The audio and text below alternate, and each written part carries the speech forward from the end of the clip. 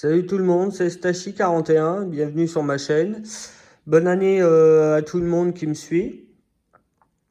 Alors aujourd'hui on va parler du HPI Savage XL Flux. Je suis un peu perdu là-dessus. Donc du coup, comme j'avais des pièces en stock, parce que j'avais acheté un gros lot de pièces HPI, donc là j'ai essayé de rassembler un HPI complet. Et du coup il est complet, il ne manque rien du tout. Donc juste la visserie, peut-être 2-3 roulements, mais ça j'ai. Donc je vous présente la bête. Alors les cellules, c'est des cellules de thermique. Celle en électrique, de ce côté-là, il y a 1, 2, 3, 4, 5, 6, il y a 6 vis et tout le bloc de derrière s'enlève pour enlever le différentiel. Sauf que là, c'est comme, je sais pas si vous voyez la marque Traxxas E-Max. Le Max, c'est une poutre de chaque côté, comme là, avec le différentiel au milieu. Bloqué en fait par les deux poutres qu'il y a sur le côté. Donc pour démonter et vérifier le différentiel, on est obligé de tout démonter. Après avec ces voitures là il faut être bricoleur, hein. Si on n'est pas bricoleur, ça va vite, ça devient vite énervant en fait.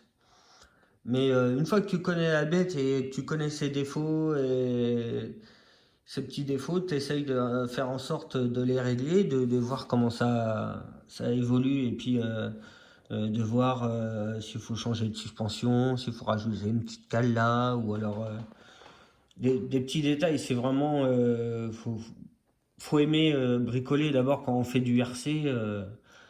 Faut aimer bricoler, hein, c'est obligé d'abord, je vois pas autrement.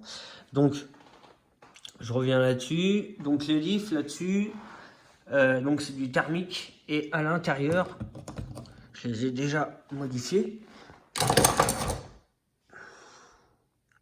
Comme vous voyez, c'est du module M1 avec corps en alu. Alors, module 1, c'est les gros HPI en 1.5. Donc, d'origine, excusez-moi, d'origine, on a ça en M08. Je vais me poser là. Et moi, je mets ça en M1. Donc, vous voyez la différence des dents, hein.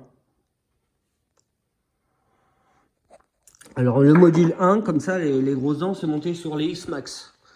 Donc l'engrenage est plus important, donc moins de risque d'avoir du jeu pour aller bouffer les pignons. Pour ça qu'il faut caler, il faut mettre des petites cales sur les petites couronnes comme celle-là.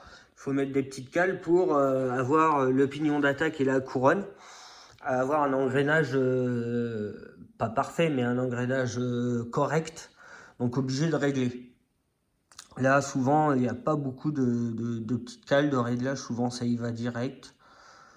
Si ça m'arrivait une fois, il fallait que je mette une petite cale de ce côté-là. Il était trop sur le pignon d'attaque, ça forçait trop. Donc il a fallu le reculer, mais autrement, sur tous les HPI que j'ai eu, je l'ai fait qu'une fois. Donc du coup, ça sera bien sûr démonter de A à Z, vérifier, ouvrir les diffs, les graisser. Alors voilà, au début, je vais les graisser. Une fois qu'ils sont graissés, je mettrai de l'huile pour régler la dureté du différentiel. J'ai vu ça, la team Coralie. J'ai vu la vidéo avec Romano, l'interview, et ce qu'il disait, c'est vrai que c'est pas bête. La graisse, ça permet au diff de fonctionner normalement, que ça glisse correctement à l'intérieur, et après les huiles viennent derrière pour régler les différentiels. Moi, j'ai j'ai pas eu énormément de problèmes avec mes diffs. Je les ai juste huilés, je les ai jamais graissés et huilés. Il y a des marques comme le Obao non, le Obao SST, le Treuilly, ils sont graissés. Ils sont vides dedans. Donc après, si tu veux rouler plus dur ou plus souple derrière, c'est à toi de faire tes réglages avec les huiles. Mais pour eux, ça fonctionne bien juste avec de la graisse. Donc à tester, je vais les graisser et après je les réglerai la dureté. Mais je pense que ça sera du 10 000, non, on va dire 40 000 devant et 20 000 derrière. On verra par rapport à comment ça fonctionne. Après, ça se démonte, ça se vide, on remet de l'huile et c'est parti. Donc voilà, le HPI là, il est complet. Donc tous les skid plaids là, ils sont comme neufs, hein. Les plastiques ils sont pas bouffés, c'est ce qui retient les axes. Donc ils sont pas bouffés, derrière c'est pareil. Voilà, là j'ai toutes les cloches neuves du 1.5. Là j'ai tous les cardans aussi du 1.5, donc ils sont plus gros que ceux électriques. Là vous voyez, thermique je veux dire, là, vous voyez ça a été un thermique, ça a roulé avec un HPI thermique. Et regardez les, merde il est où? Allez, là. Regardez les cardans du 1.5 électrique. Hop, ça ne rentre pas dedans. Là, vous voyez, ça ne rentre pas dedans. Que dans celui-là, là c'est les grosses dents du 1.5. On va faire ça comme ça. Voilà, ça rentre dedans à l'aise. Et donc j'ai les fusées qui vont avec. Comme je dois démonter les différentiels pour les graisser et tout ça, donc du coup je sortirai les noix de ce diff là, ou alors mettre directement le diff dans, je verrai. De toute façon il va bien falloir que j'en ouvre un ou deux, même les deux pour faire les huiles, je vais être obligé. Dessus une boîte centrale fixe avec un slipper renforcé de chez Hot Racing. Derrière c'est un petit patin, je sais pas si vous voyez, si on le voit le patin.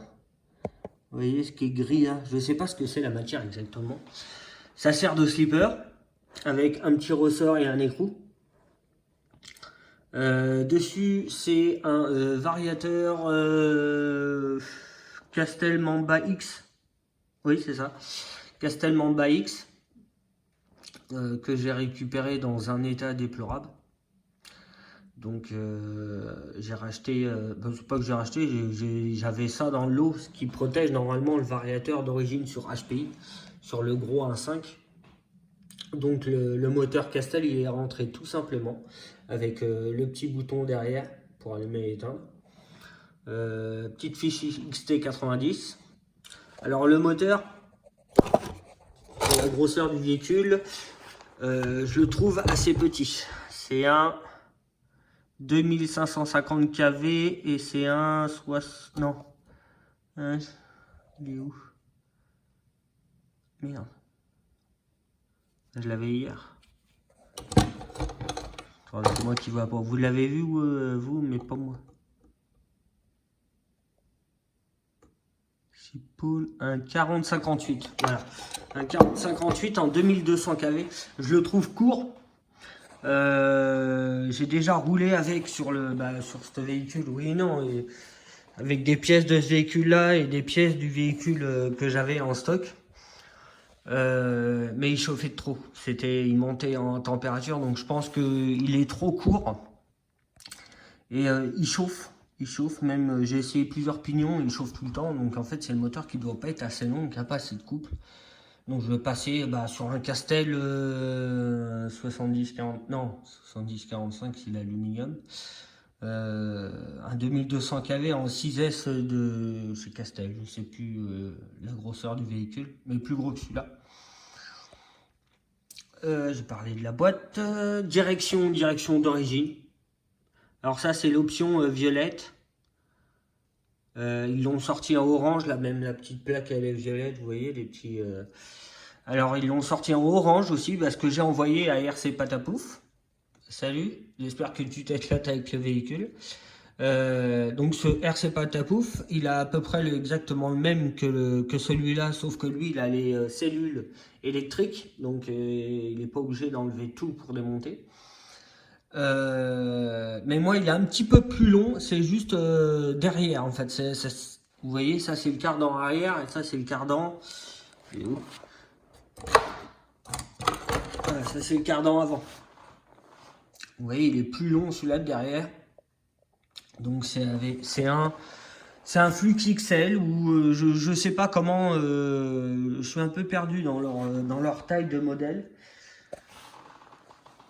Donc voilà, c'est l'Anthrax plus long que celui-là que j'ai envoyé à RC Patapouf. Qu'est-ce qu'il y a dessus? Les suspensions, c'est des big bores. Derrière, j'en mets quand même 4. Je vais mettre 4 big bores à 350 CST ou 400 CST par suspension. Et devant, c'est des big bores mais en aluminium, beaucoup plus solides que ceux en plastique. Et devant, je pense que je vais passer à entre 600 et 800 CST. Après, tout dépend de la suspension, comment elle réagit, parce qu'il y a des trous, il y a des pistons à l'intérieur des corps des suspensions, et si les pistons ils sont percés avec 4 trous ou 5 trous, tu peux pas dire, bah tiens, cette suspension-là, il faut mettre de la 300 CST. Ça dépend aussi du piston de l'intérieur de la suspension. Ça, boîte réception, je sais pas, c'est pour, je sais pas pour, bah après, je sais pourquoi elle est aussi grosse, parce que sur le thermique, ils avaient besoin de 3 cerveaux pour la marche arrière, un pour la direction et un pour accélérer. Mais du coup, ils sont restés sur les mêmes boîtes d'origine, même sur les flux électriques, hein, ils sont restés comme ça. Je les trouve un peu grosses quand même, ils auraient pu faire quelque chose d'un peu plus petit ou plus joli, parce que là, ça fait une grosse masse devant, donc c'est pas le top. Tourelle de suspension géniale, franchement elle bouge pas, c'est HPI, que ça soit thermique ou...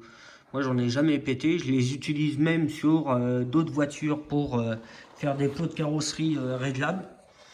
Voilà, moi je trouve qu'ils tiennent bien. Les petits axes qui tiennent les triangles du haut sur le flux, c'est deux petites barres qui partent bah, comme là. Ça fait un peu comme ça, sauf que au bout ici, là, c'est un trou, c'est une tige qui rentre dans un trou avec un serre-clips derrière en plastique. Et du coup, il bouge. Et l'axe, quand tu freines, l'axe qui est là, hop, il se barre et ton triangle il s'enlève, ton cardan il s'enlève, tu niques tout. Donc sur les thermiques, c'est foutu comme ça. Donc c'est vissé juste là. Vous voyez, dans le petit trou où il y a du blanc. Et la petite tétine qui est sur le côté à droite ou à gauche vient serrer l'axe. Bah, pas le serrer, mais l'empêche de bouger. Ils auraient pu refaire un système comme ça, parce que le nouveau système, il faut mettre des riselins. Sauf que quand tu achètes un véhicule normalement neuf, tu devrais pas avoir des problèmes comme ça. C'est juste parce que le plastique, il se met sur le côté. Alors l'axe, il sort, c'est normal. Non, c'est pas normal. Ils auraient pu... Enfin bref. Sinon, qu'est-ce qu'il y a dessus? Ouais, si, les bacs batterie avec le système de fermeture. Tiens, bah, il est tombé par terre, on voit mieux. Système de fermeture comme ça sur le bac batterie en lui-même. Bon, il va rester par terre. Après,